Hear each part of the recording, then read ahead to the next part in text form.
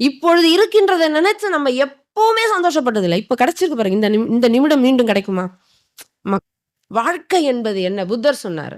அவர் கேட்கிறாரு, வாழ்க்கை என்பது என்ன? எல்லாரும் சொன்னாங்க 80 வருடம், 70 வருடம், 60 வருஷம் அப்படி இப்படிலாம் சொன்னாங்க. அப்ப புத்தர் சொன்னார், இல்லை, இல்லை. இப்ப சீடர்கள் கேட்கிறாங்க, 30 வருஷம் கூட இல்லையா குருவே? இல்லை. அப்ப எவ்வளவுதான் ஒருவனுடைய வாழ்க்கை? இந்த வினாடி தான் வாழ்க்கை. லிவ் இன் எவ்ரி செகண்ட் வாழுடா. அனுபவிச்சு வாழியா. இறைவன் எனக்கு அனுபவிச்சு இந்த வாழ்க்கையை கொடுத்துருக்காரு. அனுபவிச்சு வாழுங்க. இறைவா நன்றி. இந்த உலகம் என்னும் அரங்கத்துக்குள்ள கொஞ்ச நேரம் நான் என்னை அடைச்சு வச்சிருக்கோம். இப்ப எல்லாரும் கிளம்பி போயிடுவோம். அப்படிதானே? ஆனா என்ன இப்ப ஒரே நேரத்துல எல்லாரும் இங்க கிளம்புவோம். ஆனா இந்த உலகம் என்னும் அரங்கத்துக்குள்ள இப்ப வந்திருக்கோம் நம்ம நடிகர்களாக.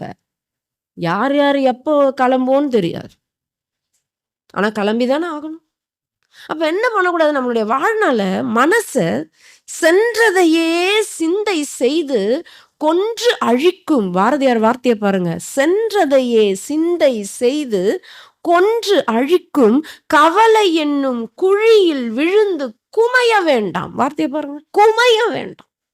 குமையுதான் அந்த மனசு. கவலை என்னும் குழியில் விழுந்து குமைந்து போகிறீர்களே. எது அது? கொன்று அழிக்கும். உங்களை கொன்று அழிச்சிடுதியா கவலை? அந்த கவலை என்னும் குழியில் விழுந்து குமைய வேண்டாம். சென்றதனை குறித்தல் வேண்டாம். போனது போச்சு, விட்டு தொலைத. Past is past. What is next? அறிவாளி.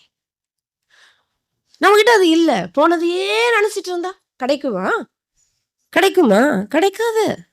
அடுத்து என்ன பண்ணலாம்?